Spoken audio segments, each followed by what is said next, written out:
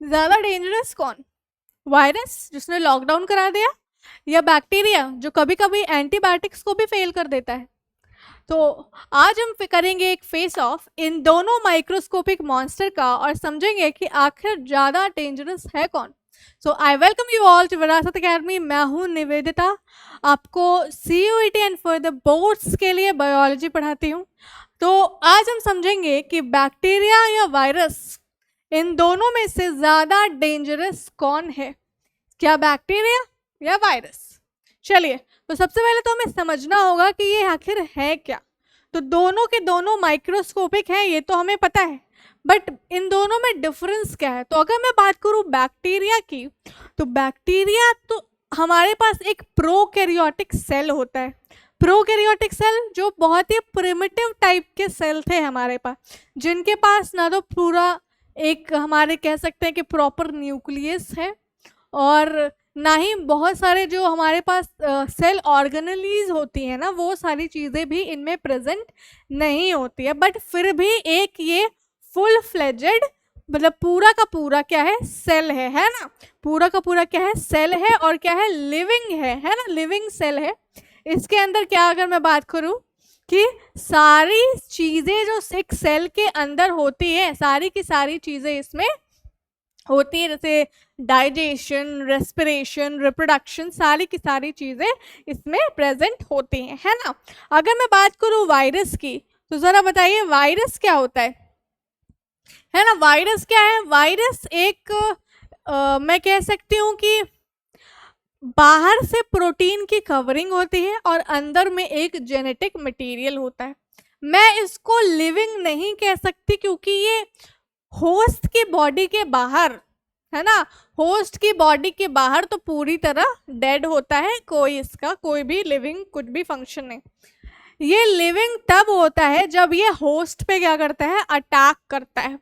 ठीक है, क्या करता है, होस्ट पे अटैक करता है, पूरी की पूरी बॉडी पे कब्जा कर लेता है। तो अगर मैं कहूँ कि बैक्टीरिया क्या है, कि फुल फ्लेजेड फैक्ट्री है ना, सारी की सारी चीजें अपनी इसी के अंदर इसकी हो रही हैं। लेकिन बैक्टीरिया क्या है, वायरस क्या है? वायरस को आप समझेंगे कि वायरस समझो कि ये USB है ना, और USB में क्या प्रेजेंट है, डेटा प्रेजेंट है।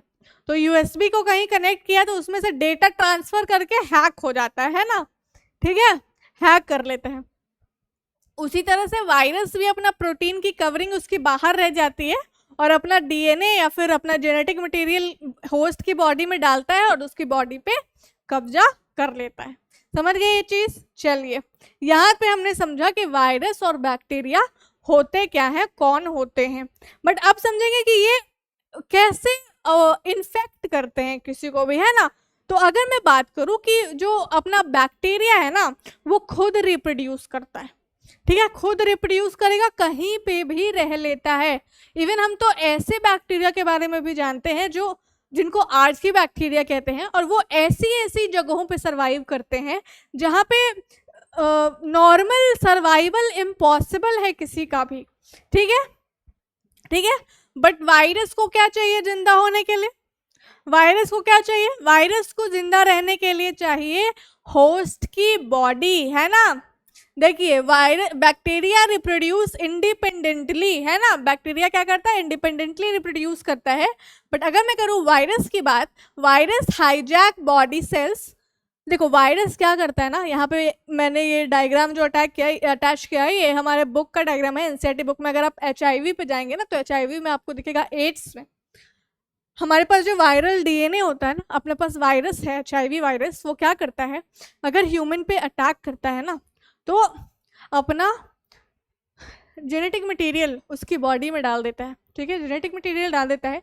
जेनेटिक मटेरियल जब उसकी बॉडी में आता है तो वो उसके सेल पे अटैक करना शुरू होता है, ठीक है, सेल पे अटैक करता है। देखो, viral DNA is introduce into cell. अब वो क्या करेगा, वायरल ये वाला आप छोड़ दीजिए, अभी देखिए वो क्या करेगा कि होस्ट के DNA के साथ जाके इनकॉर्पोरेट हो जाएगा और होस्ट के सेल पे अटैक करने लगेगा। और वो इस तरह से अब करेगा ना कि होस्ट के सेल ही होस्ट के सेल ही क्या करेंगे, ज़्यादा अब अगला वायरस प्रोड्यूस करने लग जाएंगे।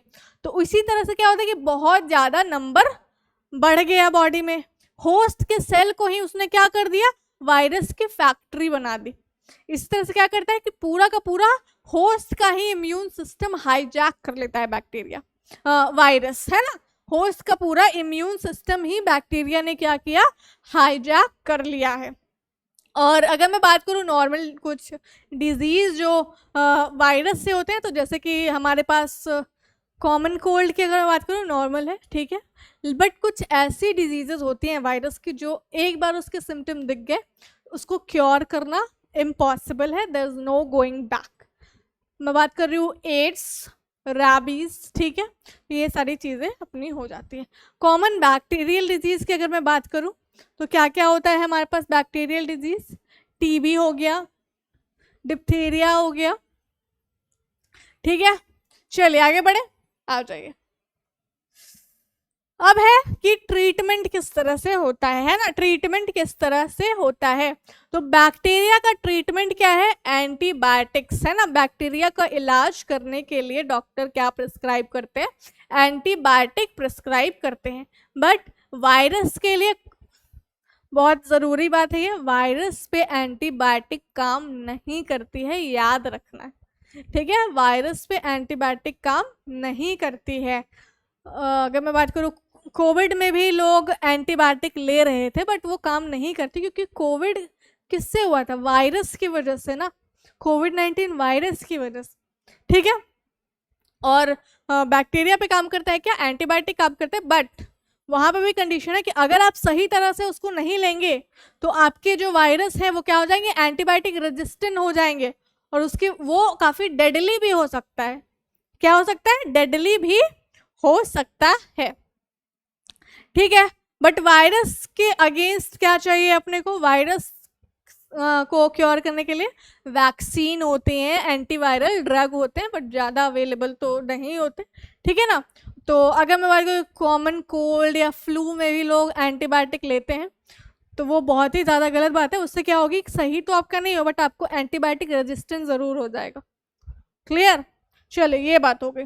अब सवाल है कि हाँ यहाँ पर देख लीजिए कि ज़्यादा डेंजरस कौन है ना, ज़्यादा डेंजरस कौन है, ज़्यादा डिजीज जो डेथ की अगर मैं बात करूँ तो देखिए वायरल डिजीज से सबसे ज़्यादा डेथ है यहाँ पे, है ना, in comparison to bacterial disease, ठीक है। तो वायरस की अगर मैं बात करूँ तो वायरस बहुत ही ज़्यादा तेज़ी से फैलता है, स्प्रेड फास्ट, और ट्रीट करना उसको बहुत ज़्यादा हार्ड है ना, क्योंकि वो बॉडी पूरे के पूरे होस्ट के बॉडी पे ही कब्जा कर लेता है। अगर आप होस्ट के, अब सोचो होस्ट के ही सेल वायरस बना रहे हैं तो आप होस्ट के सेल को ही मार के उसको बचाओगे, अब होस्ट के सेल को ही मार दोगे तो होस्ट कैसे बचेगा फिर, तो यही बात हो गई ना, ठीक है। लेकिन बैक्टीरिया क्या है, ट्रीटेबल है, एंटीबायोटिक से हम उसको ट्रीट कर सकते हैं, यहाँ तक की बात होगी। चलिए, तो दोनों के दोनों ही हमारे क्या है, दोनों के दोनों ही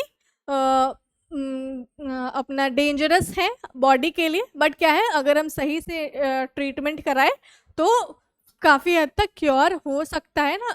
डिपेंड किस पे करता है, डिपेंड करता है कि कौन सी डिजीज़ हुई है, किस वायरस ने अटैक किया है, किस बैक्टीरिया ने अटैक किया है, आपका इम्यून सिस्टम किस तरह का है, और आप ट्रीटमेंट किस तरह का ले रहे हैं। अब बात होती है कि क्या सिर्फ बुरे ही हैं वायरस और बैक्टीरिया, तो ऐसा नहीं है ना।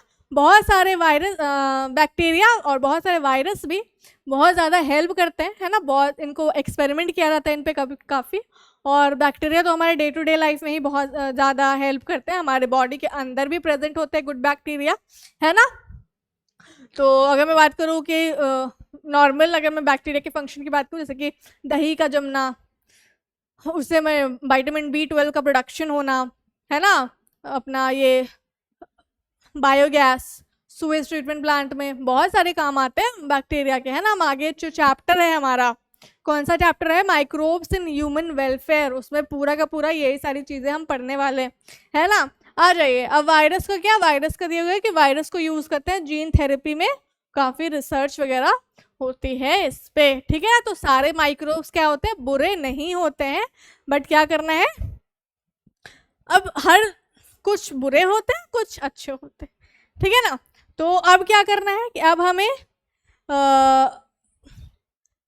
चलिए बस आज के लिए इतना ही। वीडियो को लाइक करिएगा और कमेंट करके बताइएगा क्या आपको भी जब फ्लू होता था तो क्या आप भी एंटीबायोटिक लेते थे, और क्या आपको इससे पहले पता था कि एंटीबायोटिक नहीं लेते हैं कॉमन कोल्ड में, है ना। चलिए लाइक करिएगा वीडियो को, कमेंट करके बताइएगा। अगर कोई भी सजेशन, कोई भी क्वेरी हो तो चैनल को सब्सक्राइब करिएगा, वीडियो को शेयर करिएगा अपने दोस्तों के साथ कि बहुत सारे लोग अवेयर हो पाए। छोटी वीडियो अगर आपको किसी भी और टॉपिक के लिए इस तरह से चाहिए तो आप कमेंट करके ज़रूर बताएंगे।